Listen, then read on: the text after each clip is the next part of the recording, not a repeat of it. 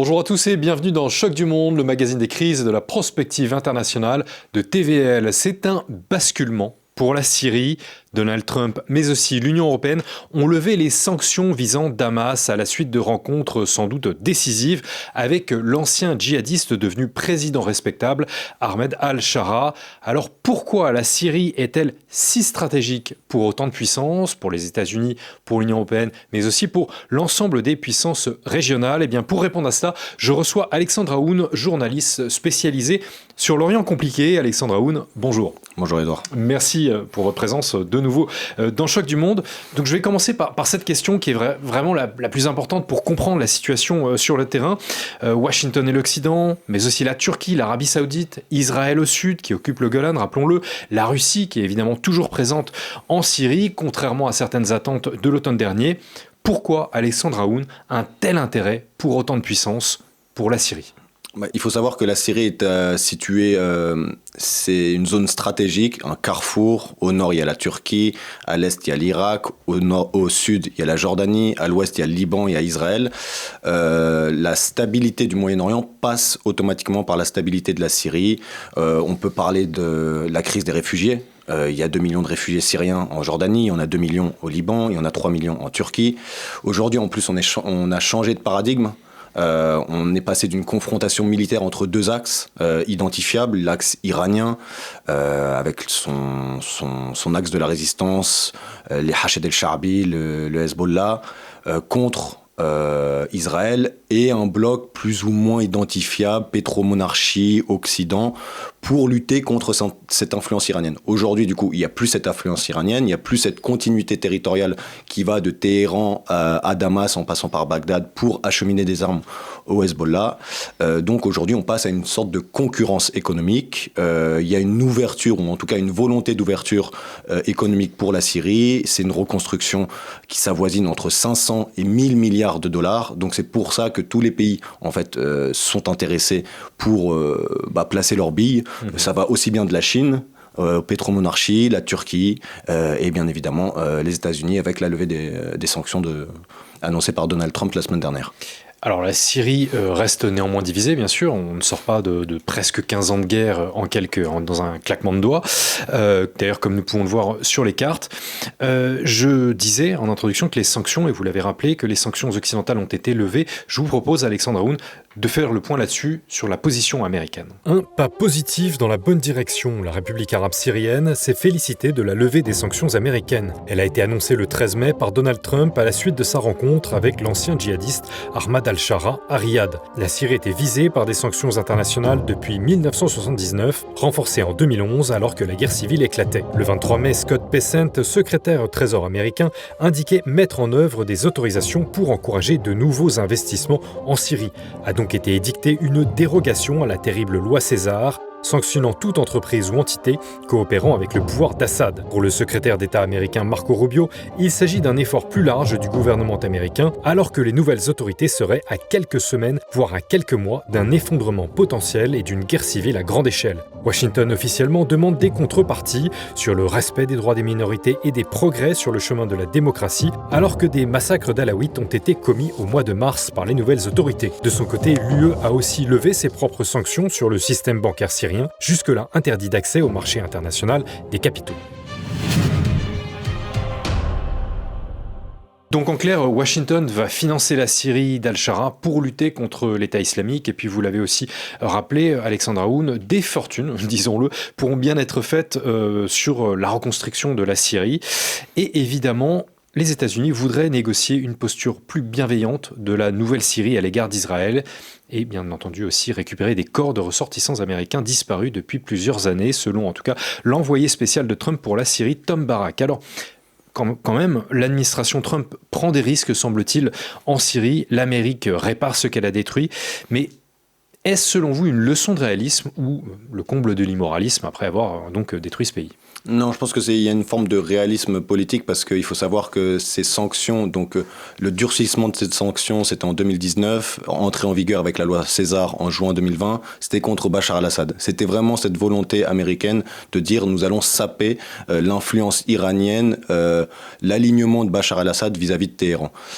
Aujourd'hui, Bachar al-Assad a fui, Bachar al-Assad n'est plus au pouvoir, donc il y a une nouvelle page qui s'ouvre pour la Syrie.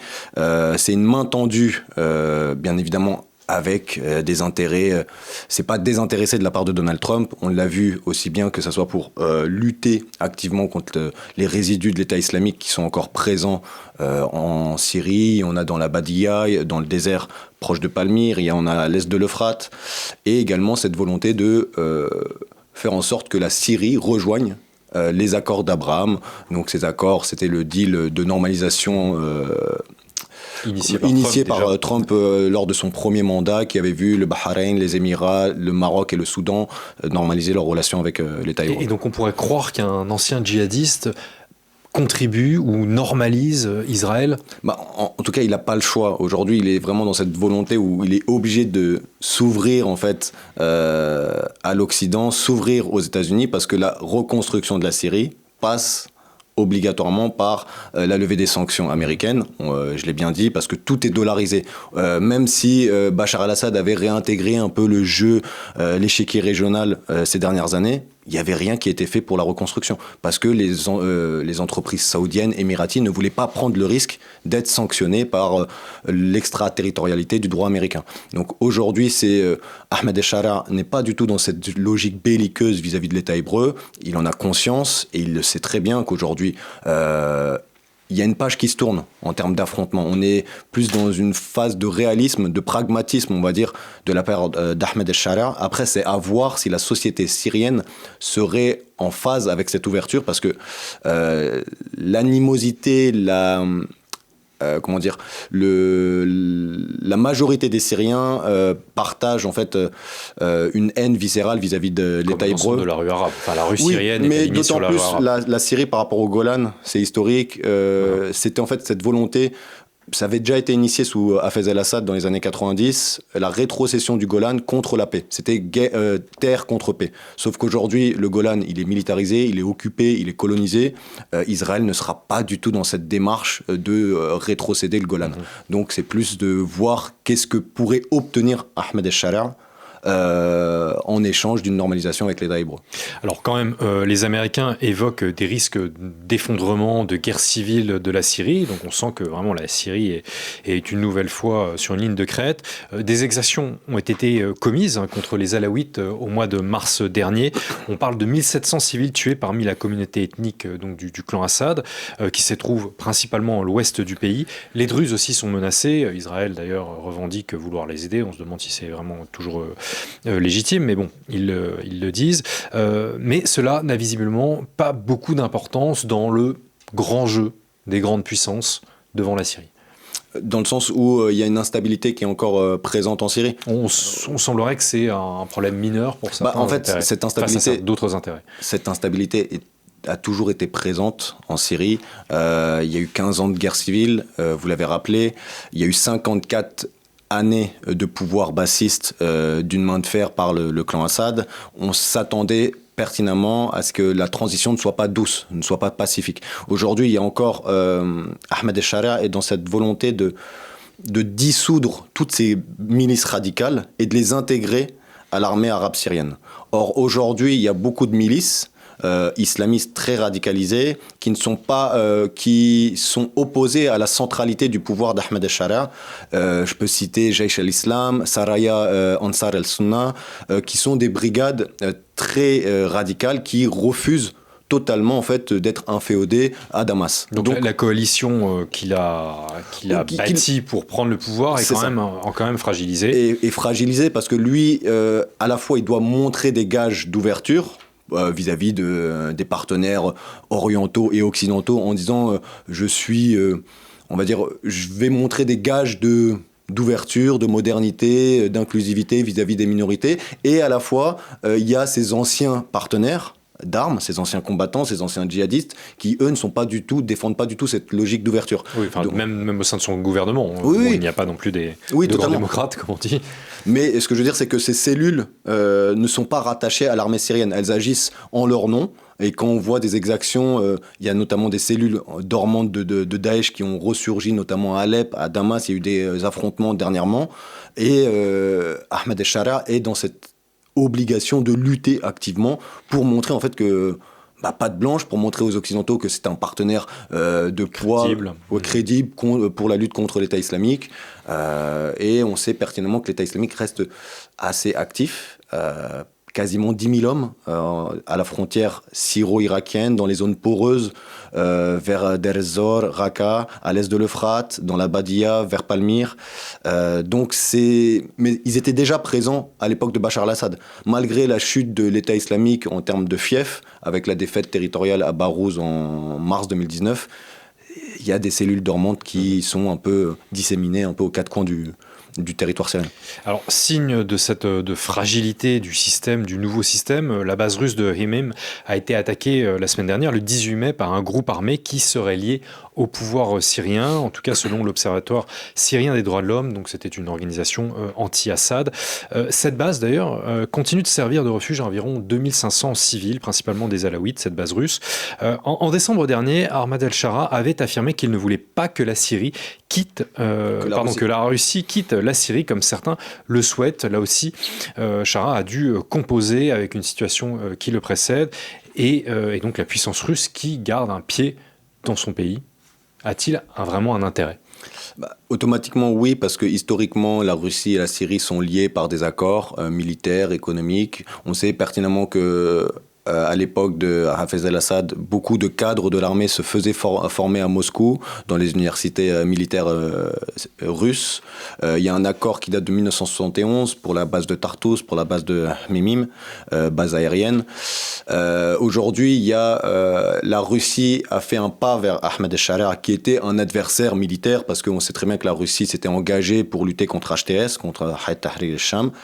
La Russie est allée avec Mikhail Bogdanov en janvier rencontrer des responsables syriens pour essayer de négocier le maintien des bases des bases russes en Syrie, sauf que les Syriens demandent des compensations financières, que ça soit par exemple la suppression de la dette vis-à-vis de la Russie, ou également l'extradition de Bachar al-Assad vers Damas. Sauf qui est donc réfugié en effet à Moscou. En Russie.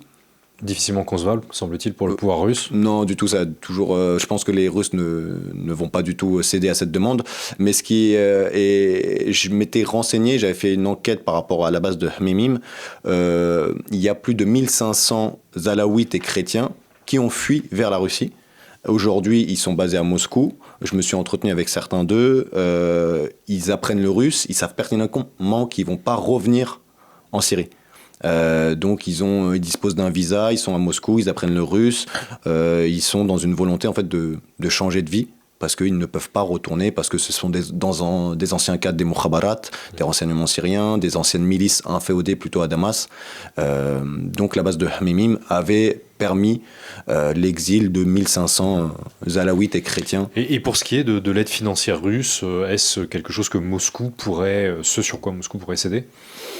C'est à voir si... Peut-être aussi pour contribuer à cette reconstruction. Oui, parce qu'en fait, automatiquement, Moscou a des intérêts en Syrie et elle ne peut pas se dire qu'elle laisse derrière elle 50 ans d'investissement. Et surtout, ça laisserait la part belle à la Turquie, qui a tout intérêt à voir les bases russes supprimées du territoire. Donc il y a une forme de concurrence, comme je le disais en début, un peu économique, militaire, pour savoir qui va être le principal partenaire militaire de la Syrie. Aujourd'hui, c'est plutôt la Turquie qui se positionne en force. Il y a déjà des bases qui vont certainement être... Qui était le premier soutien, Erdogan, oui. Qui était le premier soutien de HTS. Oui, totalement. Vous l'avez dit, une Syrie stable et vitale pour toute la région, pour l'ensemble du Moyen-Orient. Quel est le rôle désormais de MBS, de Mohamed Ben Salman ?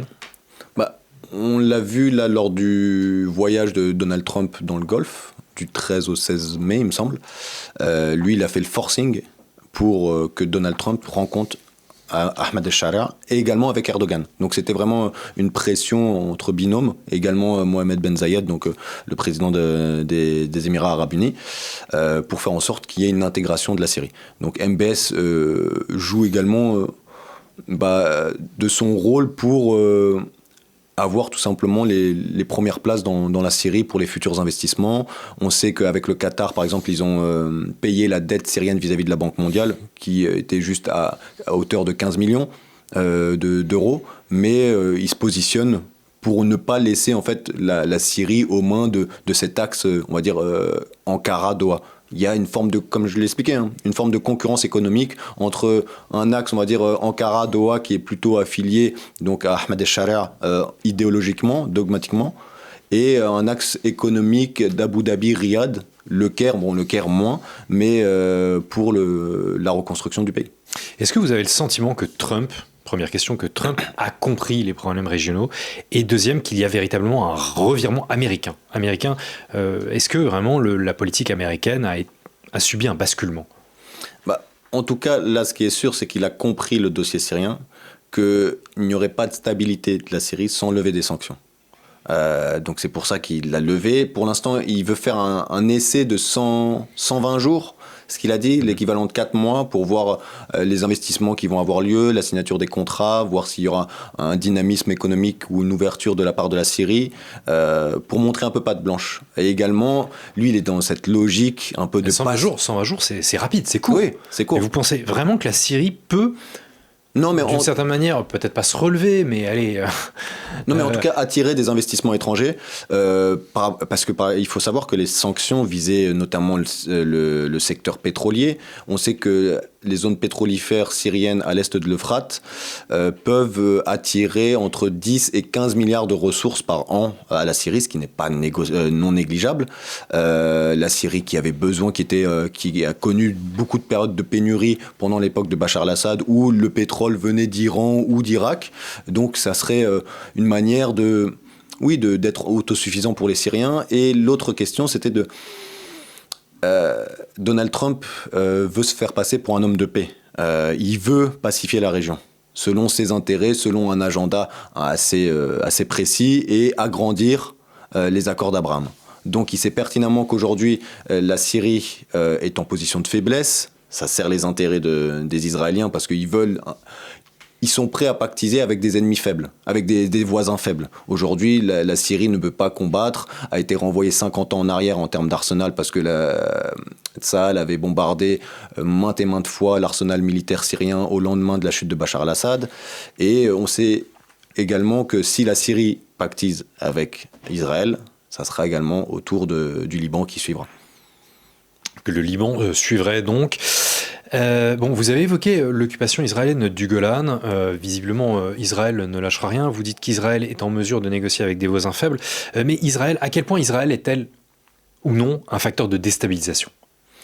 Ils se servent de la communauté druze, parce qu'il y a des liens historiques avec la communauté druze en Israël. Il y a une forme il y avait la signature d'un pacte de sang dans les années 50, 60, à savoir, vous faites le service militaire, mais on vous donne une certaine autonomie, le respect de vos pratiques religieuses, etc. Et c'est pour ça que, par exemple, des chefs druzes syriens ont fait le voyage plusieurs fois en Israël pour rencontrer les autorités israéliennes et voir comment ça pourrait se passer. Aujourd'hui, Israël se dit garant de la sécurité de la communauté druze, et c'est une manière, en fait, tout simplement de s'ingérer en Syrie. Mais c'est historique, parce qu'on peut revenir à la doctrine ni-non des années 80, où Israël avait pour but de s'immiscer dans les affaires des pays arabes via les minorités.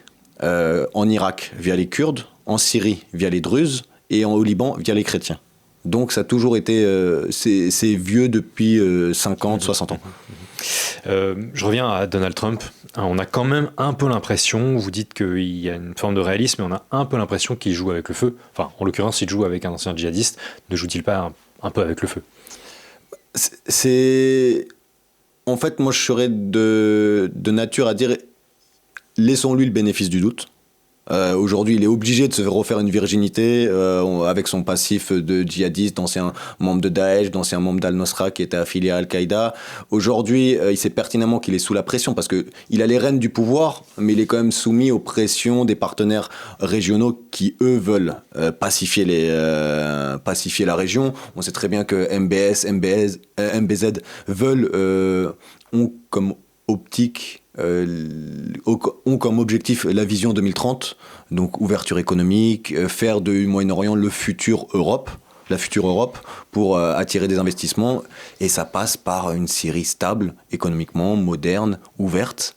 Moderne dans le sens oriental du terme. Tout est relatif, d'accord. Tout est relatif. Mais en tout cas ouverte aux investissements et qui donnerait des gages de stabilité et en tout cas de lutte contre l'islamisme radical, à savoir toutes les brigades que j'ai pu nommer au début. Laissons-lui le bénéfice du doute. Et puis écoutez, Alexandre Aoun, nous rendez-vous dans 6 mois pour voir justement s'il a bien montré patte blanche. Alexandre Aoun, merci encore d'avoir répondu présent à l'appel de Choc du Monde. Merci à tous d'avoir suivi cette émission. Donnez-nous notre avis en commentaire. Et puis surtout, n'oubliez pas de partager cette émission. Bonne soirée. Merci à tous.